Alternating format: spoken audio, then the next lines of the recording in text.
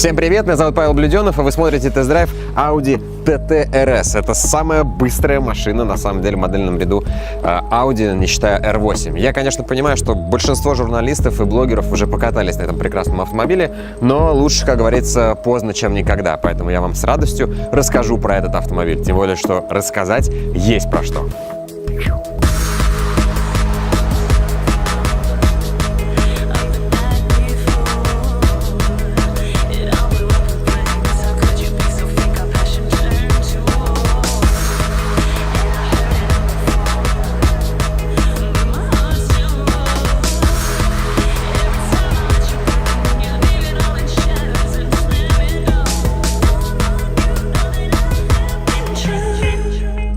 Если обычно я хожу вокруг машины, рассказываю, как она выглядит, какие у нее используются элементы, фары, еще что-то, то здесь, в TT RS, в принципе, рассказать не о чем. Потому что это та же самая Audi TT, которая уже продается пару лет, которую мы знаем, которую мы видим на дорогах, и в остальном она, по сути, такая же. За исключением самого главного — мотора, который находится здесь под капотом. Конечно, здесь другой немножко аэродинамический обвес. Сзади используются фонари на органических светодиодах, то есть машина стоит по запчастям раза в 2, наверное, дороже обычной ТТ. Но самое главное — это вот этот прекрасный мотор. Конечно, злые языки будут говорить, что этот 2,5-литровый 5-цилиндровый двигатель существует уже много-много лет.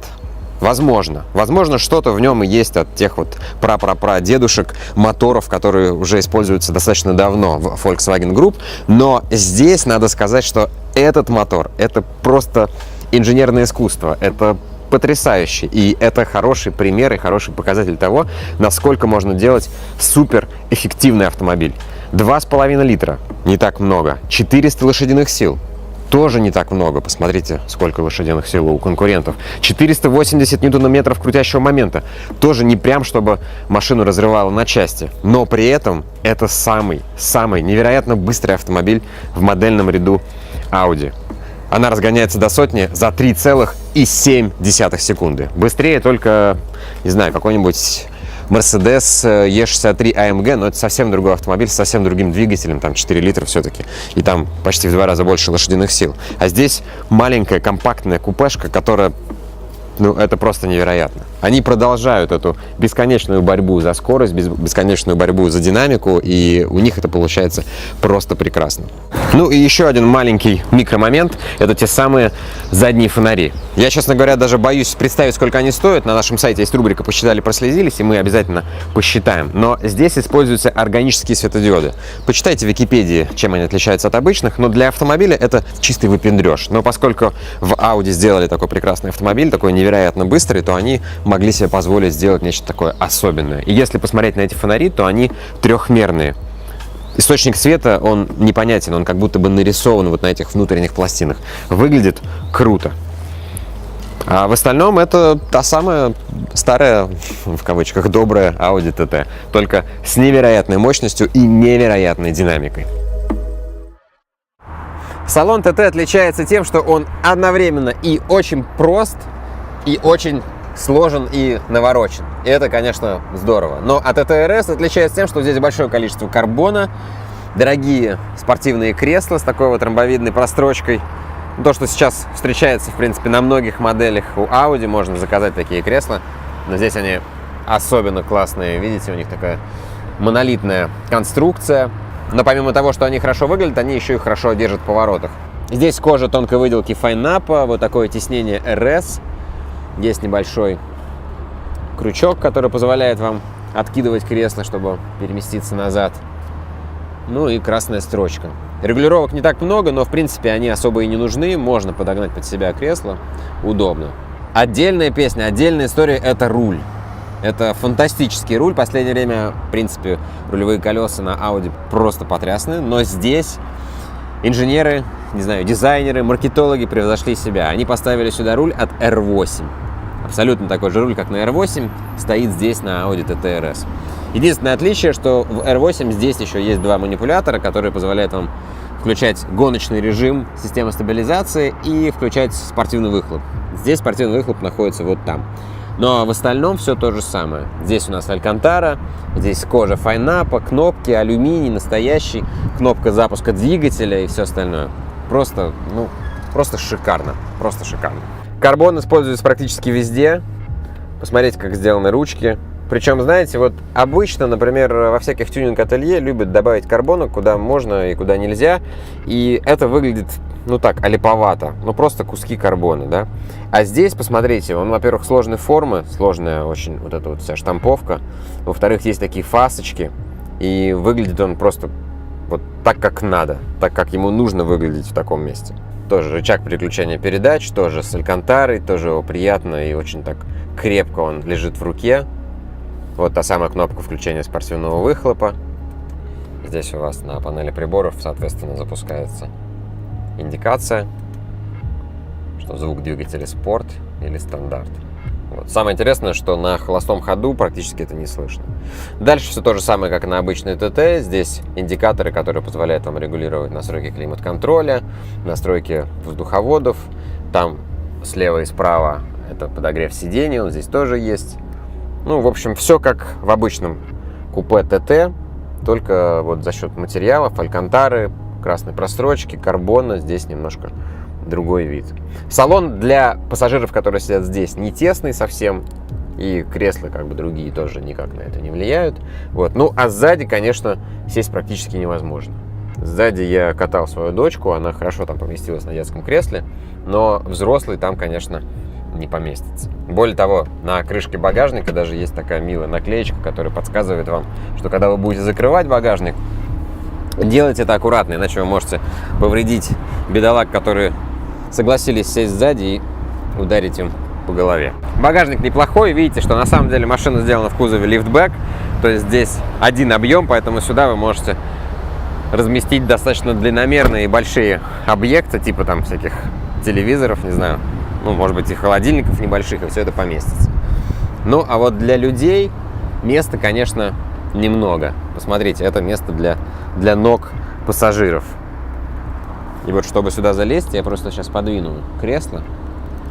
Ну, конечно, залезть сюда невозможно, на самом деле. Вот так вот в здравом уме сюда никто не полезет. Вот так выглядит салон, общий вид на него. Ну, мне кажется, один из самых классных салонов на сегодняшний момент. И лаконичный, и простой. Единственное, что, конечно, с логикой управления мультимедией, как я уже говорил, там все перепутано, напутано. За счет того, что хотели слишком сильно упростить, в итоге получилось, что все усложнили. И, конечно, надо сильно привыкать. Не знаю, владельцы ТТ привыкли, в принципе, управлять этим, быстро переключать все. Или сейчас опять в комментах начнется срать, что да ты там не разобрался, там все вообще идеально. Места тут вообще нету. То есть я и так сижу, обняв ногами кресло, посмотрите, и все равно головой упираюсь. То есть я не знаю, как надо сесть, чтобы тут как-то разместиться. В общем, сзади сидеть действительно невозможно. Так что я отсюда вылезаю.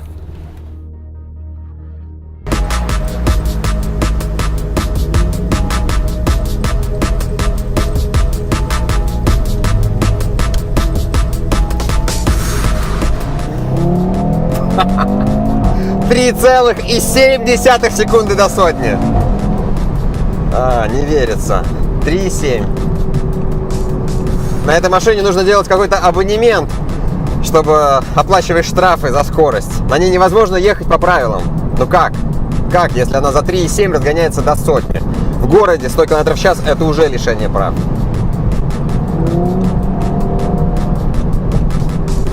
Фантастика.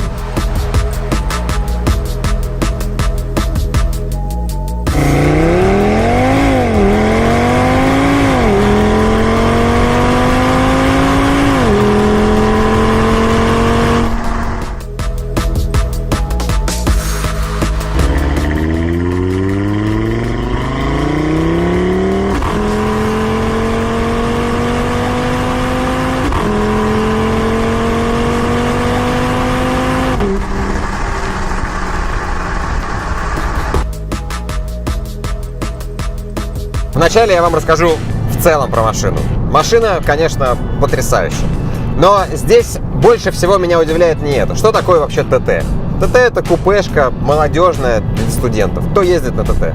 Те люди, у которых нет семьи, которым все равно, сколько здесь места, поместится ли какой-то багаж, нужно ли что-то перевезти. Им нужно, чтобы машина была красивой, чтобы машина хорошо управлялась, чтобы она быстро ехала. И что такое ТТ? Это маленькое купе с мотором 2 литра. 200, сейчас там уже 50 сил, да, начинали они там с 200, со 180.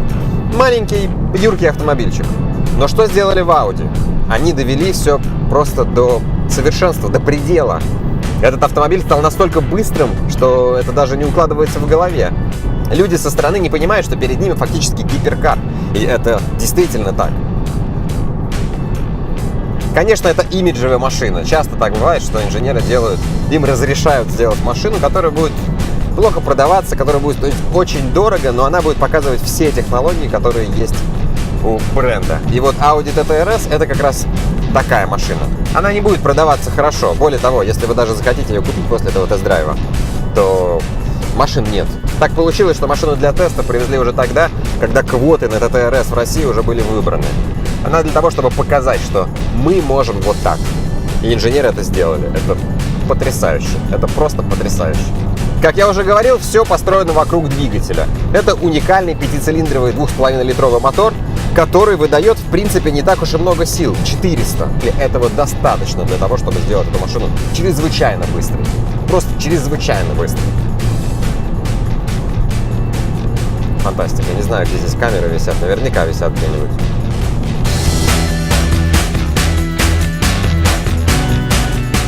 Конечно, минусы в этом автомобиле тоже есть, и я про них сейчас расскажу, пока здесь действует ограничение скорости. Первое – это шумоизоляция. Вы чувствуете все, вы ощущаете вокруг, как проезжают машины, вы чувствуете, насколько шершавый асфальт под колесами. Это все здесь есть. А второе – то, что когда вы едете в городе, когда вы едете не по идеальным дорогам, у вас есть ощущение, что с подвеской что-то не так. Она настолько плохо держится на дороге, она настолько не рассчитана на реальность, что вам кажется, что, знаете, так у прицепов обычно подвеска. Ее просто там нет фактически, и она вот так вот прыгает. Вот точно так же делает этот ТРС, когда вы едете по дороге, чуть-чуть отличающейся от гоночного трека. Когда идеальная прямая, конечно, все хорошо. Но стоит вам наехать на какие-нибудь, даже не колдобины, знаете, просто какие-нибудь кочки, ну, дороги же все не идеальные, да, и машина уже начинает подпрыгивать, она уже не справляется с этим. С этим уже невозможно ничего сделать. И это, конечно, странно. Плюс звуки, которые она воспроизводит в этот момент, они тоже пугают, потому что вам кажется, что в багажнике у вас, я не знаю, битком барахла из дома, и все это перепутывается каждый раз, когда вы подпрыгиваете. Хотя в реальности ничего такого, конечно, не происходит. Вот. Ну и что еще? И, пожалуй, виртуальный кокпит, который здесь установлен без вот этого центрального дисплея. Вы видите, как здесь хорошо, как просторно и как-то прозрачно. Вообще очень такие чистые, спокойные, свободные линии внутри интерьера. Но лучше его не трогать. Если вы попытаетесь что-то здесь настроить, зайти в мультимедию, переключить трек, то вот, по крайней мере, у меня постоянно происходит вот такая история. Он постоянно начинает перепрыгивать между менюшками. Вот, у меня есть тахометр, и слева у меня есть какие-то пункты меню, которые я, казалось бы, могу переключать. Я нажимаю, и у меня сразу же все вылетает в большой экран, у меня уменьшаются приборы, все спрашивается, зачем там было рисовать вот эту вот историю, чтобы я на нее мог смотреть. В общем, здесь бы дисплей не помешал, чтобы была мультимедиа, чтобы можно было все спокойно настраивать и уже не дергаться. Сейчас, конечно, это немного странно. Я даже не знаю, как вот теперь попасть мне в это меню, чтобы выбрать там, собственно, треки, которые я слушал. Носители. Вот, все, работает. Окей. Ну и на этом, пожалуй, все. Минусы, которые есть в этом автомобиле, они заканчиваются. Дальше начинается веселье.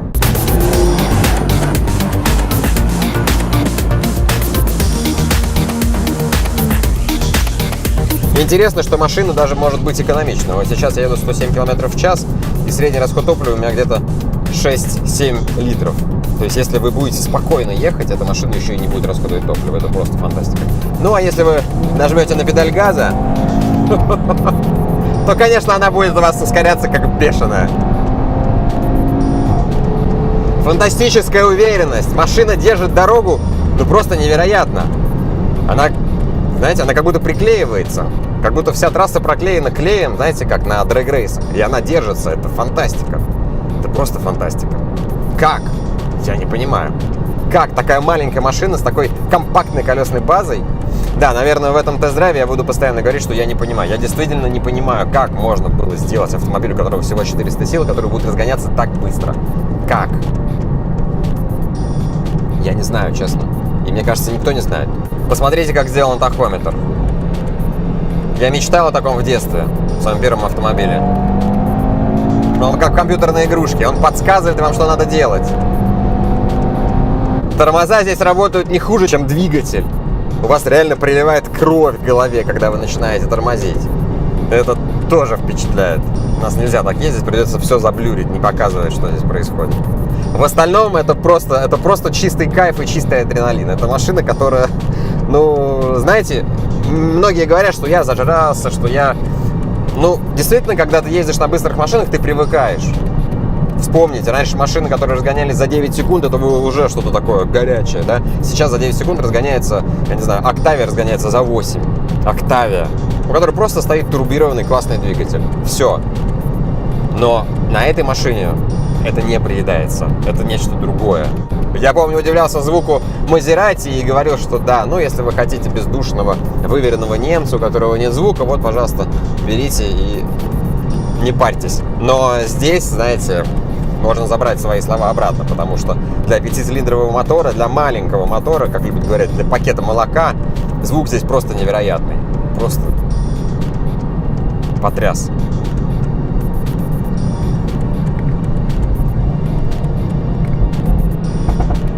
Отстрелы. Сочный, просто потрясающий звук. Действительно хочется... На всех этих автомобилях все время происходит одна и та же история. Вы как маленький ребенок начинаете устраивать ерунду. Чуть-чуть тормозить, чуть-чуть разгоняться, чуть-чуть нажимать на педаль газа, просто чтобы послушать это. Зачем они так зажали подвеску, я, честно говоря, не знаю. Мне кажется, если бы они просто поставили подвеску от обычной ТТ, ну, от ТТС, например, да, она там пожестче, то было бы отлично, было бы достаточно для того, чтобы держаться на дороге и очень быстро при этом ехать. Сейчас, если дорога мало-мальски плохая, то вы быстро ехать уже не сможете. Машина прям просит, чтобы я нажал чуть-чуть на газ. Но... Да, здесь еще совсем нет места, куда вам что-нибудь положить. Здесь есть какой-то безумный бардачок, где есть USB, и там неудобно, конечно, хранить ваш телефон или еще какую-то мелочь. И супер маленький подлокотник, в который тоже ничего не влезает. А если вы положите сюда стакан, то он будет мешать управлять вам автомобилем. Но именно в этом автомобиле на все можно забить. Здесь, ну, те ощущения, которые вы получаете, они просто несравнимы ни с чем. Просто послушайте.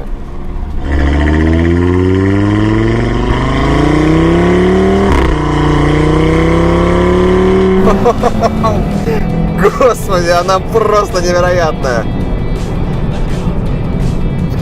Никаких вообще... Ну, знаете, она разгоняется, как будто ничего не происходит.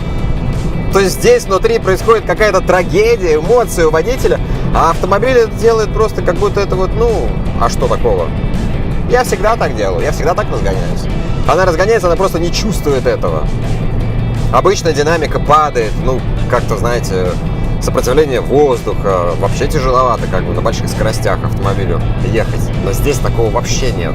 Конечно, с таким рулем хорошо бы ездить в перчатках, чтобы внутренняя часть была тоже замшевая, тогда сцепление будет фантастическим, потому что если ездить с голыми руками, которые потеют, которые выделяют сало, то тогда очень скоро этот руль через пару лет, я думаю, превратится, знаете, в такое грязное полотенце. Но это уже история для владельца, который будет ездить постоянно, а я сейчас, конечно, как тестер. Вот такой автомобиль. Честно говоря, я вам ничего не рассказал. Я не рассказал про светодиодные фары, Но этот автомобиль просто чистая эмоция. Больше ничего. Вам не обязательно знать, как что-то здесь работает. Как работает двигатель, как работает подвеска, как работает система полного привода или робот. Достаточно просто сесть и поехать. И влюбиться. Адреналин будет стучать вам в голову.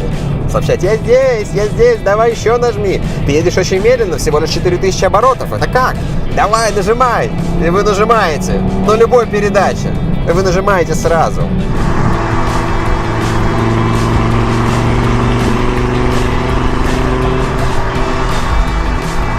Вы нажимаете, и машина уже летит на какой-то нереальной скорости. Это просто самолет. Не зря они сделали вот эти воздуховоды, которые похожи очень на турбины самолета.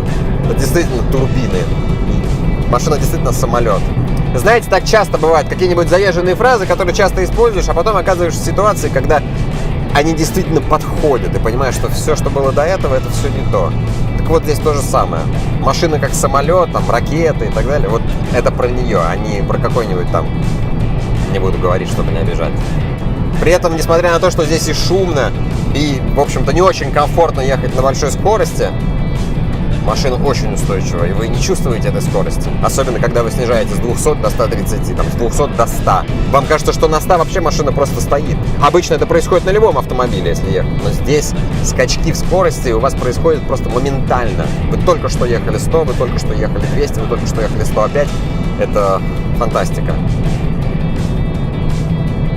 Это фантастика. Я не знаю. Вот я вам говорю, что я буду говорить все время, я не знаю. Вот я не знаю, как это происходит.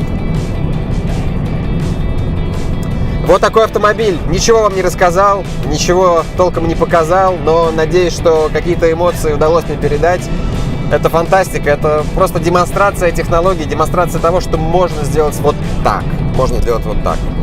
Дай бог, чтобы таких машин было больше. Дай бог, чтобы вот так можно было сделать чаще, чтобы мы могли себе это позволить. Ну и на этой, наверное, оптимистической ноте я заканчиваю этот тест-драйв. Подписывайтесь на канал. Спасибо, что смотрите, спасибо, что пишете комментарии. Пока.